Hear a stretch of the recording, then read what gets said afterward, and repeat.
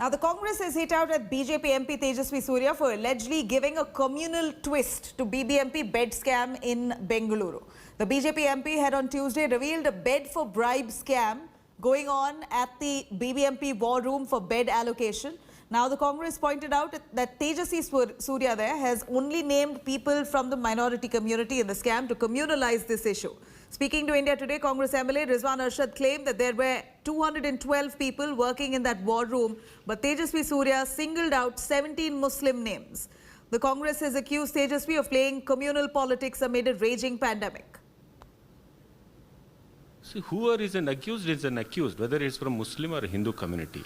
What the BJP MP Surya and his MLA friends did was, they counted 17 names out of 212 employed in the war room. And all the 17 names belong to the Muslim community. So that was the objection. And they asked, are you running a madrasa or a control room? So if 17 people belonging to Muslim community work in a war room out of 212, and for that also they don't tolerate 17 people out of 200 means, what is your Sabka Saath, Sabka Vikas?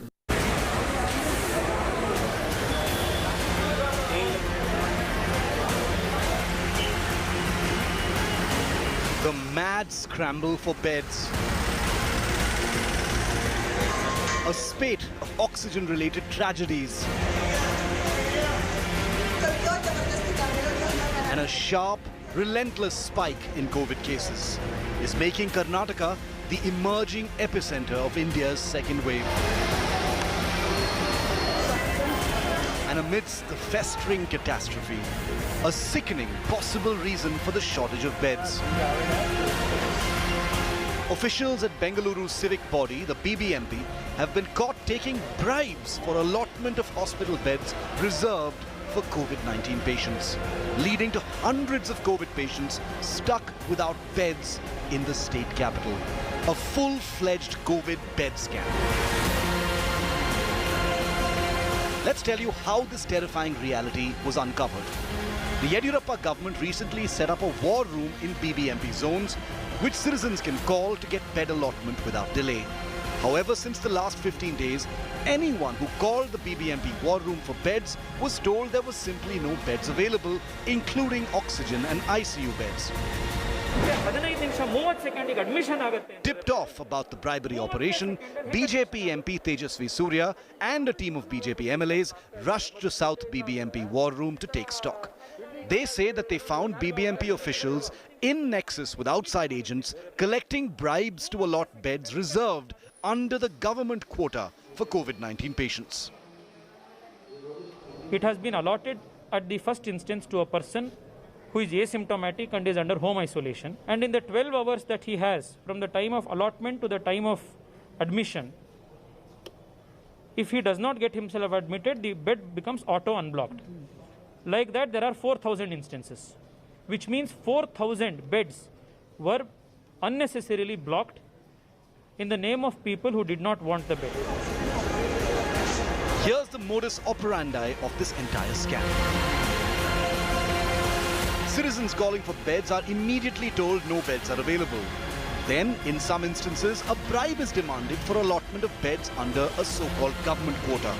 A bed is then blocked in the system for 12 hours, during which the deal is negotiated and done with the desperate patient. If the deal doesn't go through, the bed is back in circulation for the next bribe attempt. Now, in one instance, 12 beds were booked in different hospitals at different times under a single asymptomatic patient's name. Well, the current rate for one single bed is upwards of 40,000 rupees, and it's even more if you want an ICU bed. The Bengaluru police, as of now, has arrested 2 persons. They are questioning several others after registering a case. Tejasvi Surya has also dialed former Infosys chief Nandan Nilekani for help in scam-proofing the BBMP's bed allocation software. The Chief Minister has immediately called and he has said that he is going to take all these officers who are involved in this to task. This has been brought to the notice of the Honorable Chief Minister. The Honorable Chief Minister will take appropriate action. In a city where soaring numbers and citizens suffering on a daily basis, the scam has triggered anger and a political crossfire. ಇವತ್ತು ನಾವು ಆರೋಗ್ಯ ಸಚಿವರು ನಾನು ಟೀಕೆ ಮಾಡ್ತೇನೆ. ಇವತ್ತಿನ ಘಟನೆ ಒಂದು ನಮ್ಮ ಪಕ್ಷದ ಸಂಘಟನೆಗೂ ಮುಜುಗರಾಗಿದೆ, ಎರಡನೇದು ನಮ್ಮ ಸರ್ಕಾರಕ್ಕೂ ಮುಜುಗರಾಗಿದೆ. ಮುಖ್ಯಮಂತ್ರಿಗಳು ಯೂನಿವರ್ಸಿಟಿಯಲ್ಲಿ ಎಲ್ಲ ಕಾಲಕಾಲಕ್ಕೆ ಮೀಟಿಂಗು ಮತ್ತದೆಲ್ಲವೂ ಮಾಡ್ತಾರೆ. ಆದರೆ ಆರೋಗ್ಯ ಸಚಿವರು ನೀವು ಎರಡು ಖಾತೆ ಬೇಕಂತ ಹೇಳ್ಕೊಡ್ತೇವೆ. ಎರಡು ಖಾತೆ ಯಾದಕ್ಕೋಸ್ಕರ? ಒಂದು ಮೆಡಿಕಲ್ ಎಜುಕೇಷನ್ ನಿಮಗೆ ಬೇಕು, ಹೆಲ್ತ್ ನಿಮಗೆ ಬೇಕು, ಹಂಗೆ ನಿಮ್ಮ ಜವಾಬ್ದಾರಿ ಏನು? ನಾನು ಹೇಳಕ್ಕೆ ಇಚ್ಛೆ ಪಡ್ತೀನಿ, ಇವತ್ತು ಕೆಲಸಗಳನ್ನು ನಿರ್ವಹಿಸಕ್ಕಾಗಲ್ಲ, ರಾಜೀನಾಮೆ ಕೊಟ್ಟು ನಾನು ಬೇರೆ ನನಗೆ ದುರಾಸೆ ಇಲ್ಲ, ನಾನು ಮಂತ್ರಿ ಆಗಬೇಕಂತಲೂ ಖಂಡಿತ ನನಗೆ. The scandal has stunned a suffering city. If such criminality could be happening in a well-administered metropolis, imagine how bad it is elsewhere. With Nagarjun Dwarkanath in Bengaluru, Bureau Report, India Today.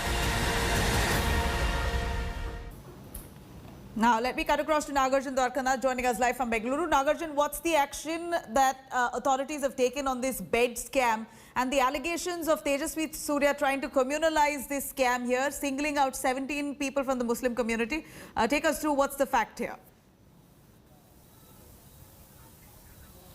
In fact, when they went up to the South War Room yesterday and they read out the 17 names that were in the list that was given to Tejasvi Surya and all belong to certain community, and the Congress has hit out now. The FIR has been filed in Jayanagar police station. 4 people have been arrested, and none of these 4 have been arrested are from the 17 names that was read out by the member of parliament. And hence the Congress is saying, why communalize what has happened? An accused is an accused. Doesn't matter what religion is he from. And everyone together are working to beat the pandemic here. But the BJP is putting out statements where it would hurt sentiments of one community. And why are they doing that? Instead of fighting the virus, we are fighting communalism. Here is what the Congress has said. And today they said we stand validated because the people who have been arrested are not from the 17 list that was read out by the member of parliament. Thus, they have attacked the BJP, saying BBMP, state government, both have been governed by the BJP, and yet they're ending up communalizing the incident rather than taking action against the virus and the pandemic. Right. That's unfortunate. Thank you very much, Nagarjun, for joining us with those details.